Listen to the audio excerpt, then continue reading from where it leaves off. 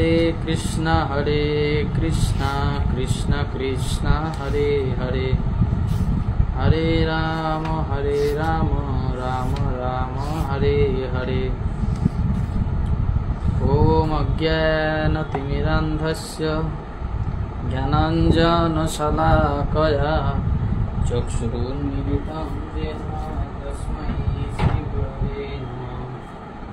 श्रीचैतन्यमनोभीष्टं स्थापितं येन भूतले स्वयं रूपकदा मह्यं ददाति स्वपदान्तिकं। वन्देऽहं श्रीगुरो श्रीयुतपदकमलं श्रीगुरून् वैष्णवांश्च। श्रीरूपं साग्रजातं सहगण रघुनाथान्वितं तं सजीवं साद्वैतं सावधूतं हरिजनसहितं कृष्णचैतन्यदेवं श्रीराधाकृष्णपदान् सहगण ललिता श्रीविशाखान्वितांश्च।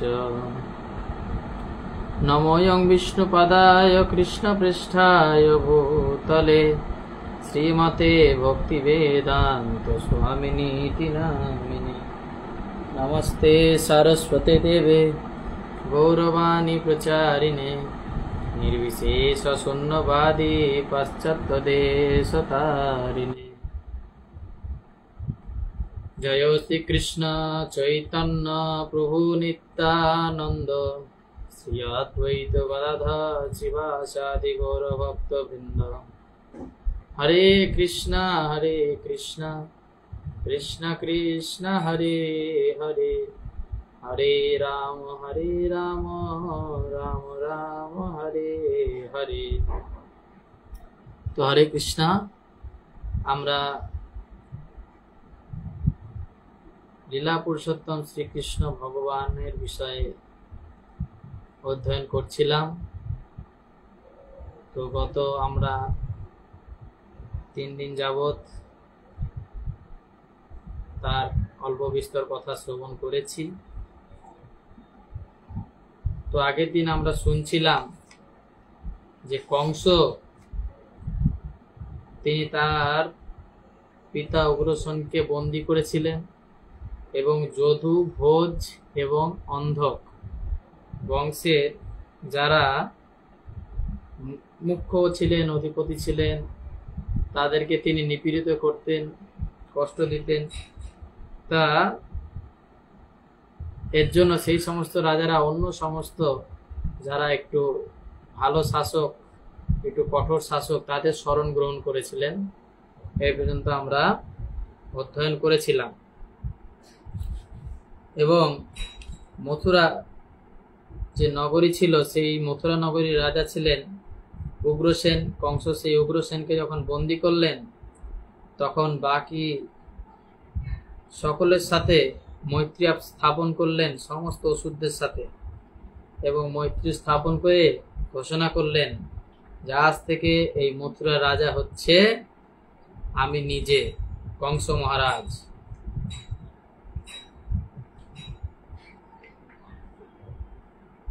তো আজকে আমরা লীলা পুরুষোত্তম শ্রীকৃষ্ণের 2য় অধ্যায় থেকে অধ্যয়ন করব।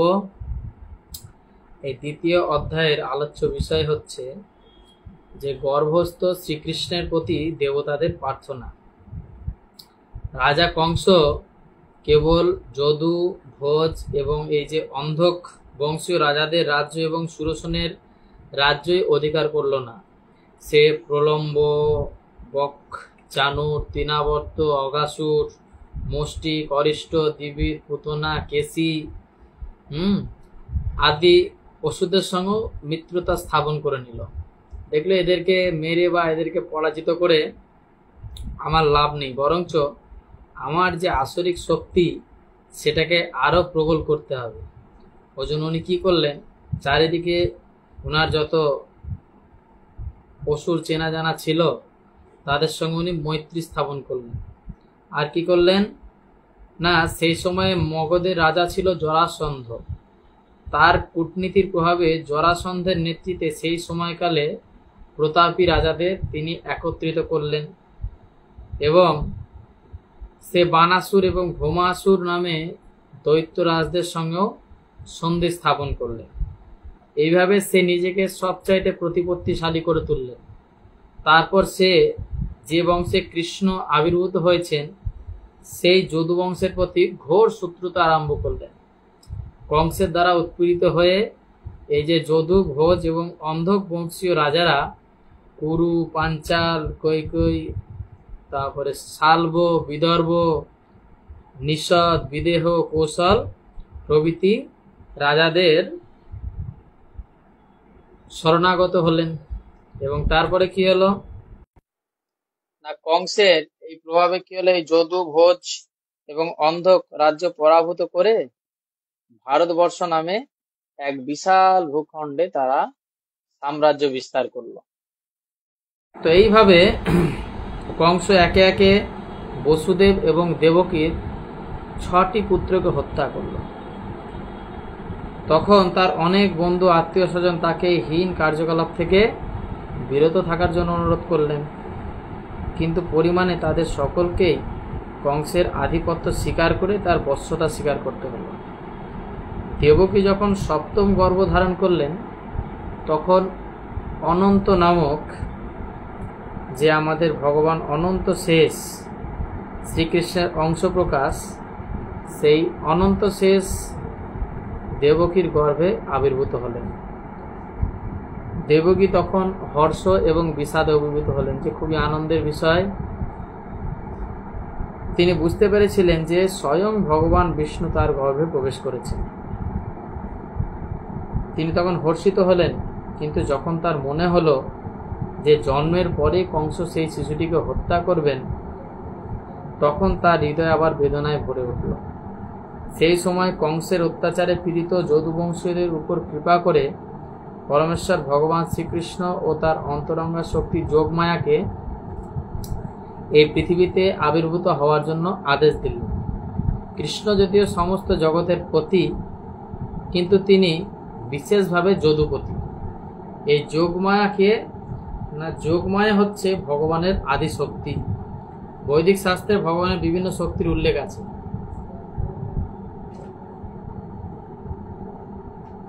পরাস্য শক্তি বিদিধৈব শ্রূয়তে, অর্থাৎ তার বিভিন্ন শক্তি অন্তরঙ্গা এবং বহিরঙ্গা রূপে কাজ করছে।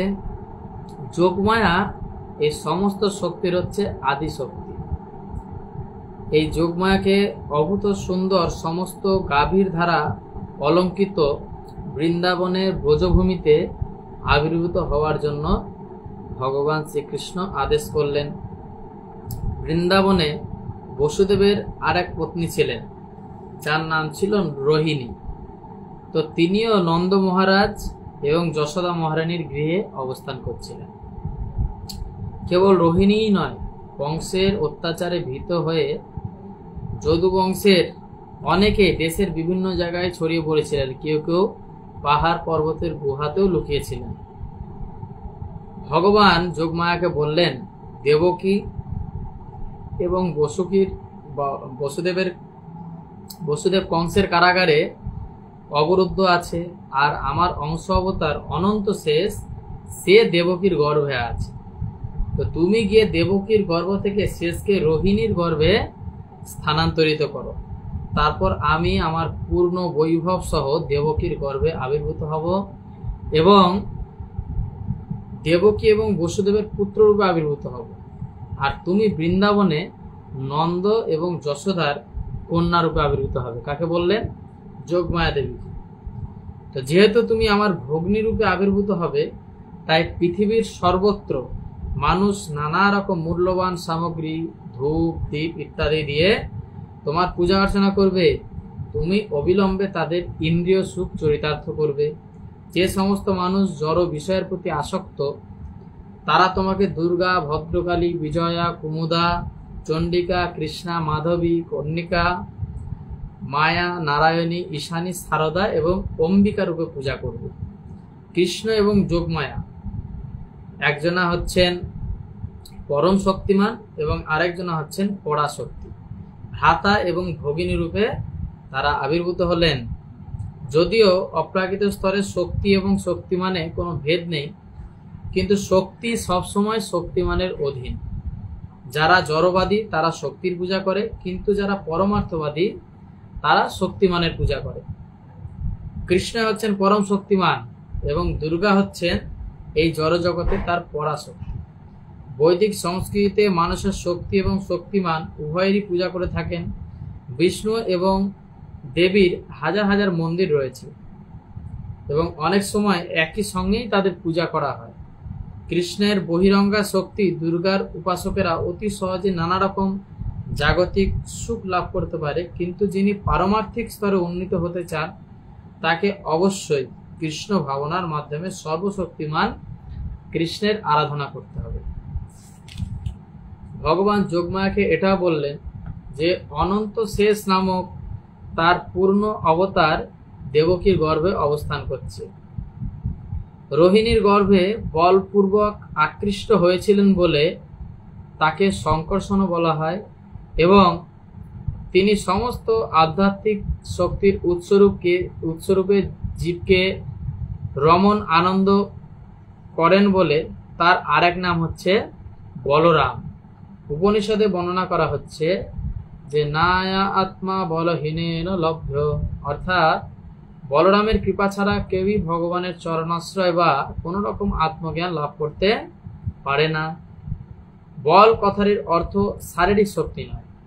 শারীরিক বলের দ্বারা পারমার্থিক পূর্ণতা লাভ করা যায় না। বলরাম বা শঙ্কর্ষণের কৃপার প্রভাবেই আধ্যাত্মিক শক্তি লাভ হয়। ভগবান অনন্ত বা শেষী বিভিন্ন অবস্থায় সমস্ত গ্রহগুলিকে ধারণ করে আছেন। আধুনিক বিজ্ঞানে এই ধারণ করার শক্তিকে মাধ্যাকর্ষণ শক্তি বলা হয়, কিন্তু প্রকৃতপক্ষে এটি সংকর্ষণের বলেরই প্রকাশ।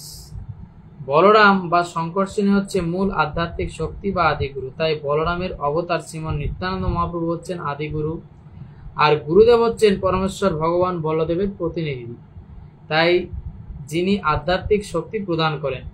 চৈতন্য চৈতামৃতে বলা হয়েছে যে সদ্গুরু হচ্ছেন শ্রীকৃষ্ণের কৃপার প্রকাশ। বোঝা যাচ্ছে, সদ্গুরু হচ্ছেন শ্রীকৃষ্ণের কৃপার প্রকাশ। তাই পরমেশ্বর ভগবানের দ্বারা এই আদিষ্ট হয়ে যোগমায়া ভগবানকে প্রদক্ষিণ করে তার আদেশ অনুসারে জড়জগতে আবির্ভূত হলেন। যখন সর্বশক্তিমান ভগবান দেবকীর গর্ভ থেকে রোহিণীর গর্ভে স্থানান্তরিত হলেন, তখন রোহিণী এবং দেবকী উভয়ই তারা যোগমায়ার দ্বারা আচ্ছন্ন হচ্ছিলেন। তো যোগমায়ার এই প্রভাবকে বলা হয় যোগ নিদ্রা। দেবকীর গর্ভ থেকে তার এই সপ্তম সন্তানটি গর্ভান্তরিত হওয়ার ফলে সকলে মনে করল যে দেবকীর হয়তো গর্ভপাত হয়েছে। এই বলরাম যদিও দেবকীর গর্ভে এলেন, কিন্তু তিনি রোহিণীর গর্ভে স্থানান্তরিত হলেন তার পুত্ররূপে আবির্ভূত হওয়ার জন্য। এই আয়োজনের পর পরমেশ্বর ভগবান শ্রীকৃষ্ণ, যিনি সর্বদাই তার পূর্ণ শক্তি আর অনন্য ভক্তকে দান করতে প্রস্তুত, তো সমগ্র সৃষ্টির প্রভুরূপে তিনি বসুদেবের হৃদয়ে আবিষ্ট হলেন। এর থেকে বোঝা যায় যে শ্রীকৃষ্ণের বসুদেবের হৃদয় থেকে দেবকীর হৃদয়ে তিনি প্রবিষ্ট হলেন। তার গর্ভ বীর্যের মাধ্যমে প্রবেশ তিনি করেননি। তার অচিন্ত শক্তির প্রভাবে ভগবান যে কোনোভাবে তিনি জন্মগ্রহণ করতে পারেন। তাকে একজন সাধারণ মানুষের মতো বীর্যের মাধ্যমে কোনো স্ত্রীর গর্ভে প্রবেশ করতে হয় না। বসুদেব যখন ভগবানের স্বরূপকে তার হৃদয়ে ধারণ করেছিলেন, তখন তাকে সহস্র সূর্যের মতো উজ্জ্বল বলে মনে হচ্ছিল। বুঝতে পারছেন, বসুদেব তার হৃদয়ে যখন ভগবান প্রকাশিত হলেন, তখন তিনি অটোমেটিক অনেক উজ্জ্বল হয়ে উঠলেন। বসুদেবের নির্মল হৃদয়ে বিরাজমান ভগবান পরমেশ্বর ভগবান শ্রীকৃষ্ণ থেকে ভিন্ন নন। যেখানে শ্রীকৃষ্ণের রূপের প্রকাশ হয়, বিশেষ করে হৃদয়ে, তাকে ধাম বলা হয়। বুঝে গেল? ধামে কেবল শ্রীকৃষ্ণের রূপেরই প্রকাশ হয় না, সেখানে তার নাম, তার রূপ, তার গুণ, তার পরিকর, তার বৈশিষ্ট্য সব একসাথে প্রকাশিত হয়। এইভাবে পরমেশ্বর ভগবানের নিত্যরূপ এবং তার সমস্ত শক্তি সহ বসুদেবের হৃদয় থেকে দেবকীর গর্ভে স্থানান্তরিত হলো।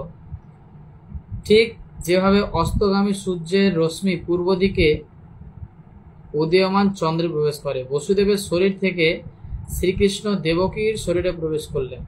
যদিও তিনি সাধারণ জীবাত্মার সীমার অতীত, শ্রীকৃষ্ণের সঙ্গে নারায়ণ, নৃসিংহ, বরাহ আদি অন্য সমস্ত পূর্ণ অবতারারাও থাকেন এবং তারা কোনো অবস্থাতে এই জড়জগতের বন্ধনে আবদ্ধ হন না। এইভাবে দেবকী হচ্ছেন অদ্বয় তত্ত্ব, সমস্ত বিশ্ব চরাচরের পরম কারণ। পরমেশ্বর ভগবান তার আশ্রয় গ্রহণ করলেন। যেহেতু তিনি কংসের কারাগারে অবরুদ্ধ ছিলেন, তাই তাকে দেখে অত্যন্ত বিমর্ষ মনে হলো। অগ্নি যখন কোনো পাত্রে ঢাকা থাকে তখন তার জ্যোতি দেখতে পাওয়া যায় না, তেমনি যখন জ্ঞানের অপব্যবহার হয়, যখন জ্ঞানের দ্বারা জনসাধারণের মঙ্গল সাধন হয় না, সেই জ্ঞান হচ্ছে সম্পূর্ণ নিরর্থক। পরমেশ্বর ভগবানকে গর্ভে ধারণ করার ফলে দেবকী যে অপূর্ব সুন্দর রূপ প্রাপ্ত হয়েছিলেন, কংসের প্রাসাদে কারারুদ্ধ থাকার ফলে কেউই তার রূপ দর্শন করতে পারল না। কংস কেবল তার ভগিনী দেবকীর দিব্য রূপ দর্শন করলো এবং তৎক্ষণাৎ সে বুঝতে পারল যে পরমেশ্বর ভগবান হয়তো তার গর্ভে আশ্রয় গ্রহণ করেছেন।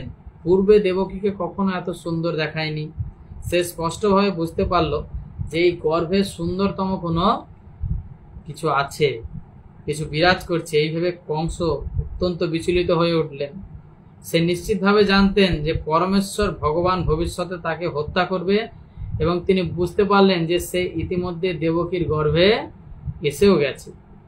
তাই কংস ভাবতে শুরু করলেন যে দেবকীকে নিয়ে এখন কি করা উচিত। তার গর্ভে বিষ্ণু এবং কৃষ্ণ অবশ্যই বিরাজমান আছে, সুতরাং দেবতাদের উদ্দেশ্য সাধন করবার জন্য কৃষ্ণ এসে গেছে, সেই বিষয়ে কোনো সন্দেহ নেই। কিন্তু এখন যদি আমি দেবকীকে হত্যা করি তাহলে তার উদ্দেশ্য প্রতিহত করা যাবে না।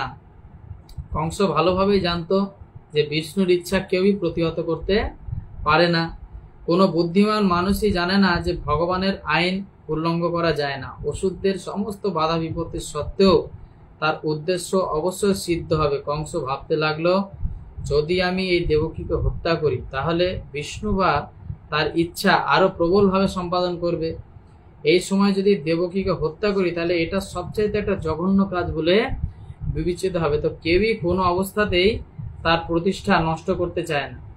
তো আমি যদি দেবকীকে হত্যা করি তাহলে আমার সুনাম সর্বতভাবে নষ্ট হবে। দেবকী একজন অবলা নারী, সে এখন আমার আশ্রয়ে আছে, সে হচ্ছেন একজন গর্ভবতী। আর আমি যদি তাকে হত্যা করি তাহলে তৎক্ষণাৎ আমার সুনাম, আমার পুণ্য এবং আমার আয়ু সমস্ত কিছু নষ্ট হয়ে যাবে। সে আরো ভাবলো, যে মানুষ অত্যন্ত হিংস্র নির্দয়, সে জীবিত অবস্থায় মৃতের মতো। জীবিত অবস্থায় যে কোনো মানুষের ভালোবাসা পায় না, আর মৃত্যুর পরও মানুষ তাকে অভিশাপ দেয়, তার দেহকে তার স্বরূপ বলে মনে করে, তাই সে নরকের গভীরতম প্রদেশে অধঃপতিত হয়। এইভাবে কংস দেবকীকে হত্যা করার সুবিধা অসুবিধাগুলি গভীরভাবে বিবেচনা করতে লাগলো। বুঝতে পারছেন? তা কংস তিনি অসুর ছিলেন, কিন্তু তার হৃদয়েও প্রবল শাস্ত্রজ্ঞান ছিল। তিনি এই সমস্ত দিক খুব সুন্দরভাবে বিবেচনা করতে পারতেন। কংস তখন ঠিক করলো যে এখন দেবকীকে হত্যা না করে বরং অবশ্যম্ভাবী ভবিষ্যতের প্রতীক্ষা করা যাক, একটু অপেক্ষা করি, দেখা যাক কি হয়। তো তার সবসময় পরমেশ্বর ভগবানের সঙ্গে শত্রুতা করার চিন্তা মগ্ন রইল। পূর্বে যেভাবে একে একে দেবকীর 6টি সন্তানকে তিনি হত্যা করেছিলেন, ঠিক সেইভাবে এই শিশুটিকেও হত্যা করার জন্য সে ধৈর্য ধরে প্রতীক্ষা করতে লাগলো।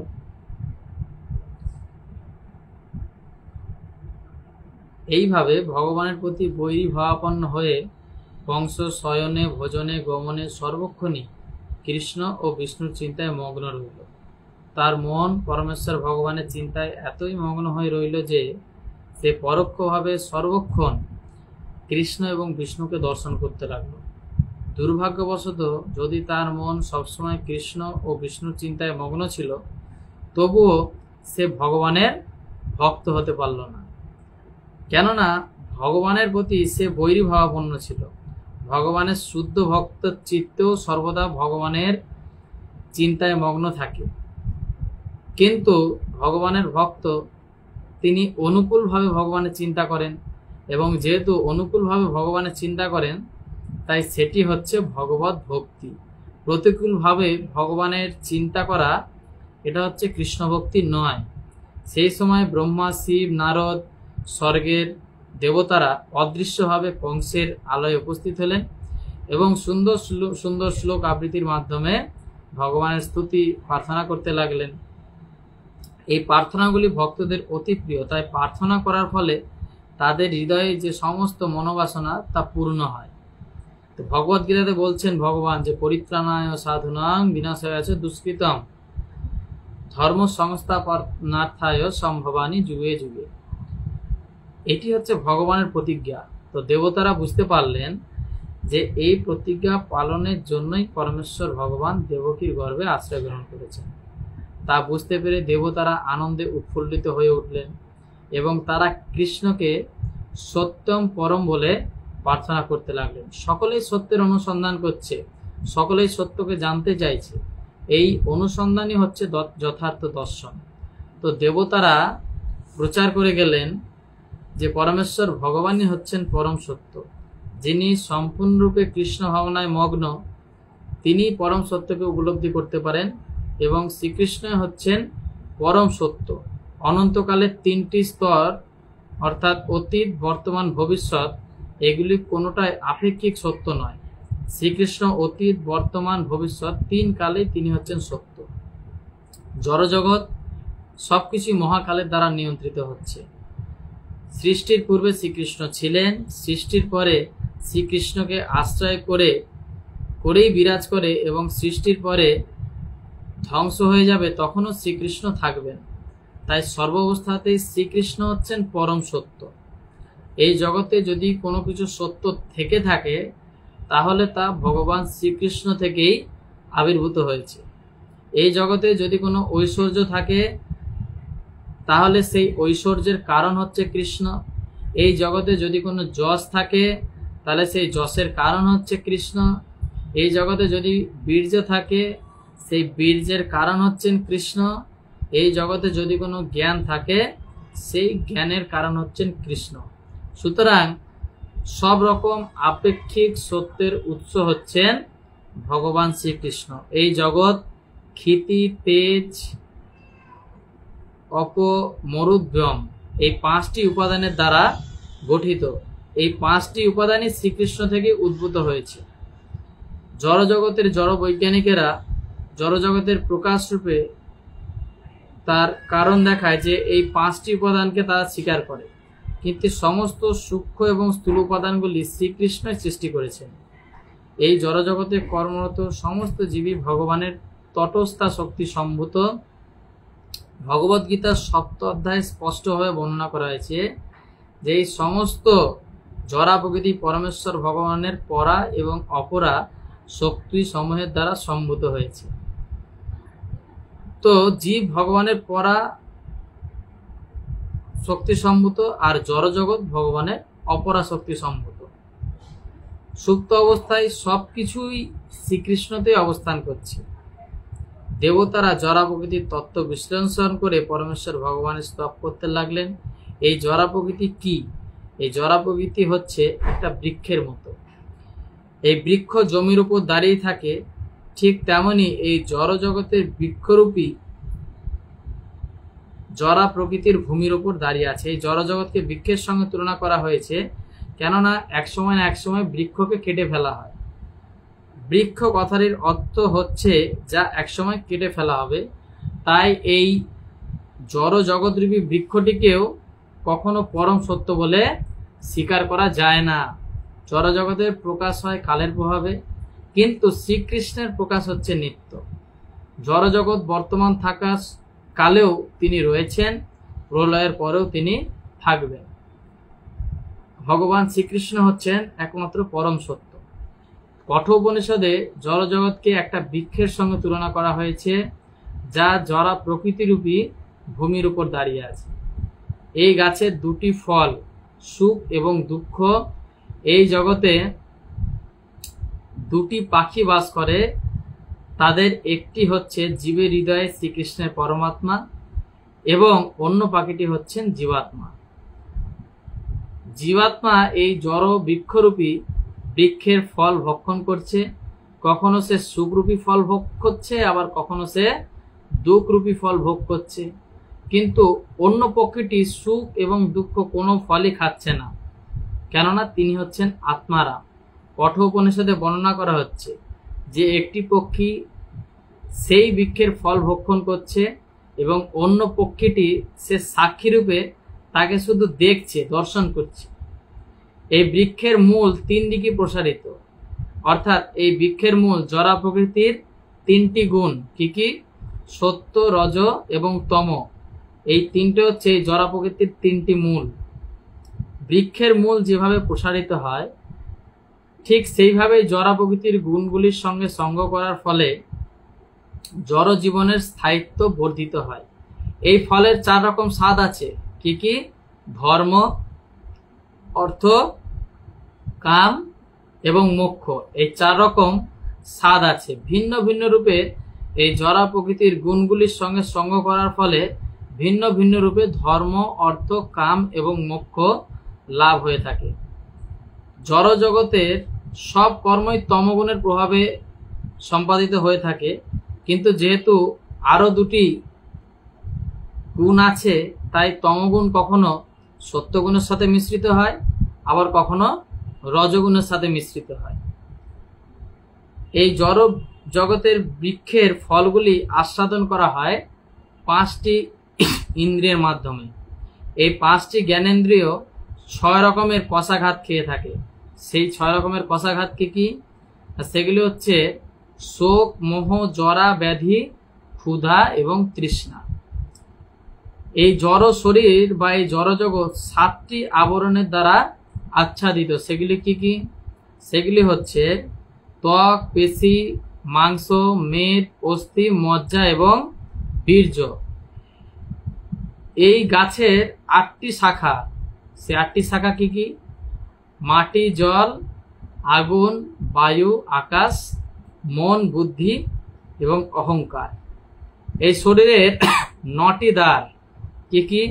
2টি চোখ, 2টি কান, 2টি নাক, 1টি মুখ, 1টি উপস্থ এবং 1টি পায়ু। এই শরীরের অভ্যন্তরে পান, অপান, সমান, উদান, বান এরকম 10 রকমের বায়ু আছে। আর যে দুটি পাখি এই গাছে বসে রয়েছে তাদের কথা তো আগেই বলা হয়েছে, যে একজন হচ্ছে জীবাত্মা এবং অপরজন হচ্ছেন পরমাত্মা। এখানে আরো বর্ণনা করা হচ্ছে যে জড় সৃষ্টির মূল কারণ হচ্ছেন ভগবান শ্রীকৃষ্ণ। পরমেশ্বর ভগবান নিজেকে বিস্তার করে জড়া প্রকৃতির 3টি গুণের পরিচালনা করেন। বিষ্ণু সদ্গুণের পরিচালনা করেন, ব্রহ্মা রজগুণের পরিচালনা করেন এবং শিব তমগুণের পরিচালনা করেন। রজগুণের প্রভাবে ব্রহ্মা এই জড়জগৎ সৃষ্টি করেন, বিষ্ণু সত্যগুণের দ্বারা এই জড়জগৎ পালন করেন এবং মহাদেব শিব তমগুণের দ্বারা এই সৃষ্টি ধ্বংস করেন। সমস্ত সৃষ্টি পরমেশ্বর ভগবানকে আশ্রয় করে বিরাজ করে। তিনি হচ্ছেন সৃষ্টি, স্থিতি এবং প্রলয়ের আদি কারণ। প্রলয়ের পরে যখন সবকটি উপাদান সূক্ষ্মরূপে অবস্থান করে, তখনও তা পরমেশ্বর ভগবানের শক্তিরূপে ভগবানের শরীরেই বিরাজ করে। দেবতারা ভগবানের স্তব করতে লাগলেন। এখন পরমেশ্বর ভগবান শ্রীকৃষ্ণ এই জগৎ পালন করার জন্য আবির্ভূত হচ্ছেন। প্রকৃতপক্ষে সর্বকারণের পরম কারণ এক এবং অদ্বিতীয়, কিন্তু অল্প বুদ্ধি সম্পন্ন যারা মানুষ মায়ার দ্বারা মোহিত হয়ে তারা মনে করে যে এই জড়জগৎ বিভিন্ন কারণের প্রভাবে প্রকাশিত হয়েছে। কিন্তু যারা বুদ্ধিমান তারা জানেন যে সর্বকারণের কারণ হচ্ছেন ভগবান শ্রীকৃষ্ণ। যে কথা ব্রহ্ম সংহিতায় বর্ণনা করা হচ্ছে কি, ঈশ্বর পরম কৃষ্ণ সচ্চিদানন্দ বিগ্রহ অনাদিরাদি গোবিন্দ সর্বকারণ কারণম। তো পরমেশ্বর ভগবান না, তিনি হচ্ছেন সমস্ত কারণের পরম কারণ। ব্রহ্মা হচ্ছে সৃষ্টির কার্যে নিযুক্ত প্রতিনিধি এবং মহেশ্বর হচ্ছেন ধ্বংস কার্য সম্পাদন করার প্রতিনিধি। এবং তারা হচ্ছেন খ্রিস্টানই প্রকাশ। দেবতারা প্রার্থনা করলেন, হে প্রিয়তম ভগবান, পরম পুরুষ রূপে তোমার শাশ্বত স্বরূপ উপলব্ধি করা অত্যন্ত কঠিন। মানুষ সাধারণত তোমার প্রকৃত রূপ যে কি সে সম্বন্ধে জানতে পারে না, তাই তুমি স্বয়ং আবির্ভূত হয়ে তোমার নিত্য শাশ্বত রূপ প্রদর্শন করেছ এবং প্রদর্শন করার জন্যই তুমি অবতরণও করছো। তোমার বিভিন্ন অবতারের কথা মানুষেরা বুঝতে পারে, কিন্তু তোমার এই যে নরাকার দ্বিভুজ নরমূর্তি, যখন তুমি মনুষ্যরূপে এই জগতে লীলাবিলাস করো তখন তারা বুঝতে পারে না। ভক্তকে আনন্দ দেওয়ার জন্য তোমার এই নিত্য শাশ্বত রূপ বর্ধিত হচ্ছে, কিন্তু অভক্তদের কাছে এই রূপ হচ্ছে অতি ভয়ঙ্কর। ভগবদ গীতাতে বলা হয়েছে যে সাধুদের আনন্দ দেওয়ার জন্য ভগবান অবতরণ করেন, পরিত্রাণায় সাধুনাম। কিন্তু এই রূপই আবার অসুরদের কাছে ভয়ঙ্কর। কেন? বিনাশায় আছে দুষ্কৃতম। তিনি অসুরদের বিনাশ করার জন্য এই রূপ ধারণ করেন, কেননা একইভাবে একই সঙ্গে তিনি ভক্তদের আনন্দ প্রদান করেন, আবার তিনি অসুরদেরকেও বিনাশ করার জন্য আবির্ভূত হন। হে অরবিন্দাক্ষ, তুমি শুদ্ধ ভক্তের শুদ্ধ সত্যের উৎস। অনেক মহর্ষি সমাধিমগ্ন হয়ে তোমার চরণারবিন্দ ধ্যান করে এবং তোমার চিন্তায় মগ্ন হয়ে অনায়াসে এই ভব সমুদ্রকে গোষ্পদে পরিণত করেছে। ধ্যান কথার অর্থ হচ্ছে পরমেশ্বর ভগবান শ্রীকৃষ্ণের চিন্তায় নিজেকে নিবদ্ধ রাখা। তার চরণারবিন্দে প্রথমে মনকে নিবদ্ধ করতে হয়। ভগবানের চরণারবিন্দে ধ্যান করার ফলে এই মহান মহান ঋষিরা অনায়াসে এই বিশাল ভব সমুদ্র পার হতে পারেন। হে জ্যোতির্ময়, এই সমস্ত মহাত্মারা তোমার তোমার এই চরণারবিন্দ রূপী যে তরণী, সেই তরণীকে আশ্রয় করে অজ্ঞান সমুদ্র পার হয়েছেন। তারা সেই তরণী তাদের সঙ্গে করে নিয়ে যাননি, তারা এখনো পারেই রয়েছে। দেবতারা এখানে একটা খুব সুন্দর দৃষ্টান্ত দিয়েছেন। কেউ যখন নৌকায় করে নদী পার হয় তখন তার সঙ্গে করে নৌকাটাও ওপারে নিয়ে যায়। তাহলে যারা এপারে রয়ে গেলেন তারা পার হবে কি করে? তাই দেবতারা যখন কৃষ্ণের কাছে প্রার্থনা করছেন তখন বলছেন যে ভবসাগর পার হয়ে গেছেন যে সমস্ত মহাত্মারা, তারা সেই নৌকাটি তাদের সঙ্গে ওপারে নিয়ে যাননি। বুঝা যাচ্ছে? তারা তাদের নৌকাটি ওপারে নিয়ে যাননি। তারা কি করছেন, যখন এই ভব সমুদ্র যখন পার হয়েছেন তখন এই ভব সমুদ্র তাদের কাছে একটা ছোট্ট গোষ্পদের মতন হয়ে গেছে। গোষ্পদ মানে বোঝেন তো, গরুর খুর, গরুর পা যেরকম ছোট্ট, তো সেটাকে পেরোতে কতক্ষণ সময় লাগে, তো ঠিক সেরকম। তাই ভক্তকে নৌকাটা অপর পারে নিয়ে যেতে হয় না, তারা তৎক্ষণাৎ সেই সমুদ্র পার হয়ে যায়। ভগবানের ভক্তরা যেহেতু অন্য জীবের প্রতি অত্যন্ত কৃপাপরবশ, তারা ভগবানের চরণারবিন্দেই সেই নৌকাটিকে রেখে দেন।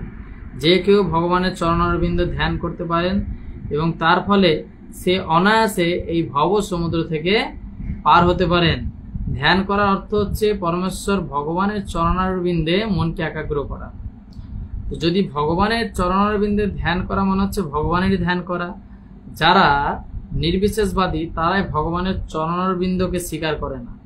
তাই তাদের বক্তব্য হচ্ছে যে ধ্যান হচ্ছে একটা নির্বিশেষ পন্থা। তাই দেবতারা তাদের উন্নত জ্ঞানের মাধ্যমে প্রচার করেছেন যে যারা ভগবানের চরণারবিন্দ ছাড়া অন্য কিছু ধ্যান করে তারা কখনোই ভব সমুদ্র পার হতে পারেন না। তারা কেবল কল্পনা করে যে তারা মুক্ত হয়ে গেছে।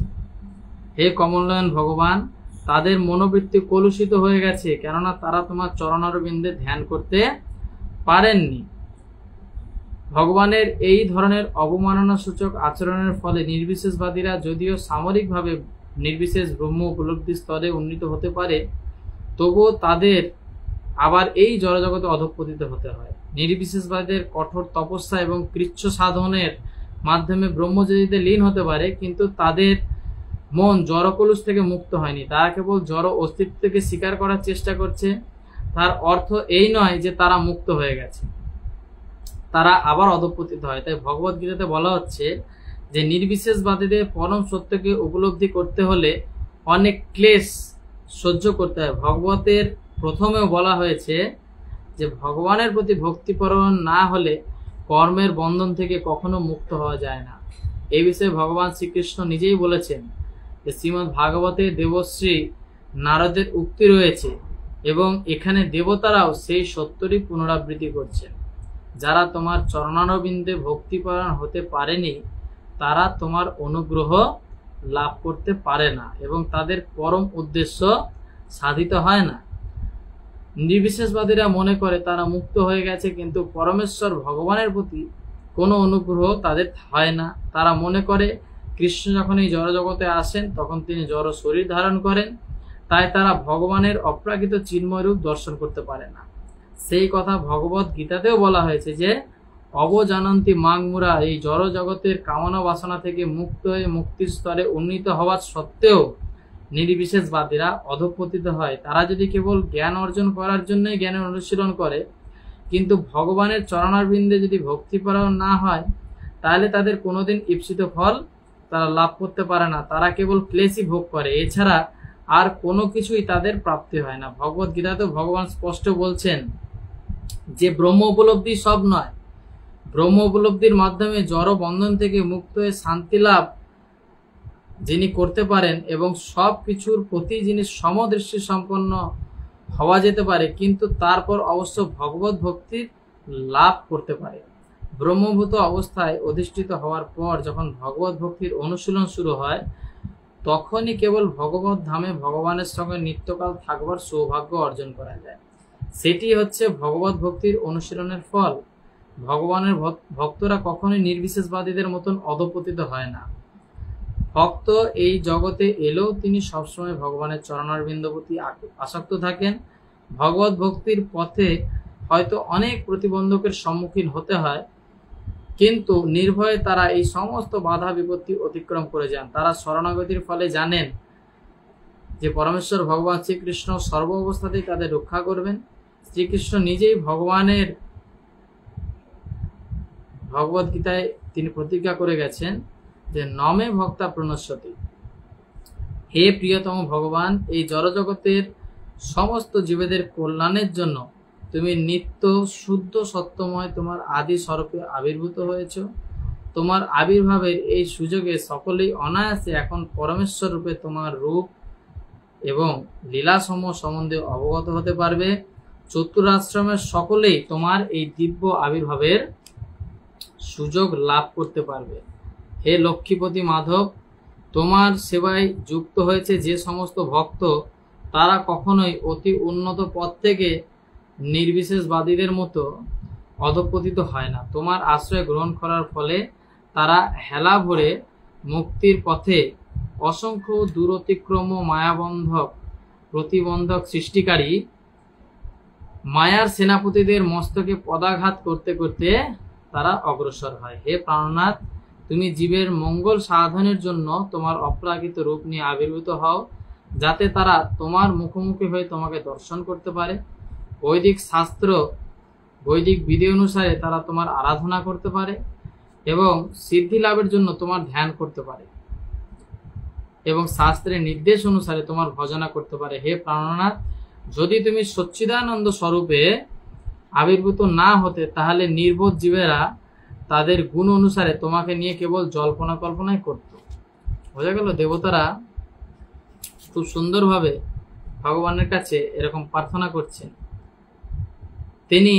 তারা প্রার্থনা করছেন যাতে এই জগৎ জীবের চারি আশ্রমের মঙ্গল হয়। ব্রহ্মচর্য, গৃহস্থ, বানপ্রস্থ, সন্ন্যাস সকলেই যাতে এই ভগবানের অহৈতুকী কৃপা আশীর্বাদ লাভ করতে পারে, তাই তারা বলছে যাতে তোমাকে তারা সরাসরি দর্শন করতে পারে, তোমার বৈদিক বিধি তারা যাতে আরাধনা করতে পারে। শ্রীকৃষ্ণ অবতরণে ভগবানের রূপ নিয়ে সব জল্পনা কল্পনার সমাধান হয়। সকলেই জড়া প্রকৃতির গুণের দ্বারা প্রভাবিত হয়ে ভিন্ন ভিন্ন ভাবে ভগবানের রূপ নিয়ে কল্পনা করে। ব্রহ্ম সংহিতায় বলা হয়েছে যে পরমেশ্বর ভগবান হচ্ছেন আদি পুরুষ। তাই এক ধরনের ধর্ম প্রচারকেরা প্রচার করে বেড়ায় যে ভগবান নিশ্চয় খুব বৃদ্ধ, তাই তারা ভগবানকে একজন বৃদ্ধ রূপে কল্পনা করে। কিন্তু ব্রহ্মসংহিতাতে সেই ধারণা খণ্ডন করে বলা হয়েছে, যদিও তিনি হচ্ছেন আদি পুরুষ, কিন্তু তার রূপ হচ্ছে নিত্য যৌবন সম্পন্ন। শ্রীমদ্ ভাগবতে সেই সম্বন্ধে বলা হয়েছে যে বিজ্ঞানম অজ্ঞানভিদ আপমার্জনম, বিজ্ঞান কথাটি হচ্ছে পরমেশ্বর ভগবান সম্বন্ধীয় দিব্য জ্ঞান। উপলব্ধ জ্ঞানের নামও বিজ্ঞান। দিব্য জ্ঞান গুরু পরম্পরা ধারায় গ্রহণ করতে হয়। যেমন শ্রীকৃষ্ণের তত্ত্ব ব্রহ্ম সংহিতায় দিয়ে গেছেন। ব্রহ্ম সংহিতা হচ্ছে ব্রহ্মার দিব্য জ্ঞানের দ্বারা উপলব্ধ জ্ঞান। তিনি শ্রীকৃষ্ণের দিব্য ধামে শ্রীকৃষ্ণের রূপ এবং লীলাবিলাসের কথা বর্ণনা করেছেন। অজ্ঞানভিদ কথাটির অর্থ হচ্ছে যা সব রকম জল্পনা কল্পনা নিরসন করতে পারে। অজ্ঞানের বশবর্তী হয়ে মানুষ ভগবানের রূপ নিয়ে জল্পনা কল্পনা করছে। তাদের কল্পনায় কখনো তিনি নিরাকার, আবার কখনো তিনি সাকার, তাদের কল্পনা অনুসারে। কিন্তু ব্রহ্ম সংহিতায় ভগবান সম্বন্ধে যে তথ্য প্রদান করা হয়েছে তা হচ্ছে বিজ্ঞানম, অর্থাৎ উপলব্ধ জ্ঞান যা ব্রহ্মা প্রদান করেছেন এবং চৈতন্য মহাপ্রভু স্বীকার করেছেন, সে সম্বন্ধে কোনো সন্দেহই নেই। তো শ্রীকৃষ্ণের রূপ, শ্রীকৃষ্ণের বাসি, শ্রীকৃষ্ণের বর্ণ সমস্ত কিছুই হচ্ছে বাস্তব। এখানে বলা হয়েছে এই বিজ্ঞান সব রকমের মনোধর্ম প্রসূত জল্পনা কল্পনাকে পরাস্ত করে। তাই শ্রীকৃষ্ণ রূপে আবির্ভূত না হলে অজ্ঞানভিদ নিরসত হত হন না, এবং এই যে বিজ্ঞান উপলব্ধ হতো না। অজ্ঞানভিদ আপমার্জনম, তোমার আবির্ভাবের ফলে সব রকমের জল্পনা কল্পনার নিরসন হয়। ব্রহ্মাদি মহাজনদের যথার্থ উপলব্ধ জ্ঞানের প্রতিষ্ঠা হয়। জরা প্রকৃতির তিনটি গুণের দ্বারা প্রভাবিত হয়ে মানুষ তার সকল কল্পিত ভগবানের সৃষ্টি করে, কিন্তু তোমার আবির্ভাবের ফলে ভগবানের যথার্থ স্বরূপ প্রকাশিত হয়।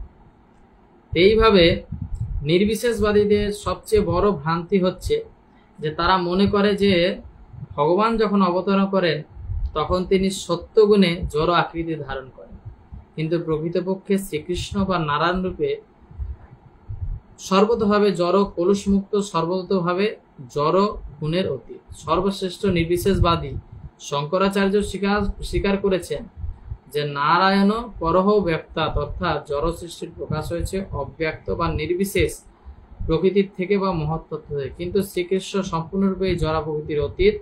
শ্রীমদ্ ভাগবতে তাকে শুদ্ধ সত্য বা অদক্ষজ বলে বর্ণনা করা হয়েছে। এই জড় জগতের সত্যগুণে থাকেন, তিনি এই জড় জগতের সত্যগুণে থাকেন না, তিনি সত্যগুণের অতীত। তিনি এই জড় জগতের অতীত সচ্চিদানন্দময় রূপে অবস্থান করেন। বোঝা যাচ্ছে? এইভাবে গর্ভস্থ দেবতাদের প্রতি, গর্ভস্থ শ্রীকৃষ্ণের প্রতি দেবতারা বিভিন্ন রকম প্রার্থনা করছেন এবং আরো কিছু শ্লোক তারা আবৃত্তি প্রার্থনা করেছেন। আমরা সেই শ্লোক আগামীকাল আলোচনা করব, এবং ভগবান শ্রীকৃষ্ণের জন্মলীলা থেকে কিভাবে ভগবান শ্রীকৃষ্ণ জন্মগ্রহণ করলেন, দেবতারা কিভাবে তাকে স্বাগত জানালেন, এই সমস্ত বিষয় নিয়ে আমরা কালকে শ্রবণ করব। হরে কৃষ্ণ কৃষ্ণ কৃষ্ণ হরে হরে, হরে রাম রাম রাম হরে হরে।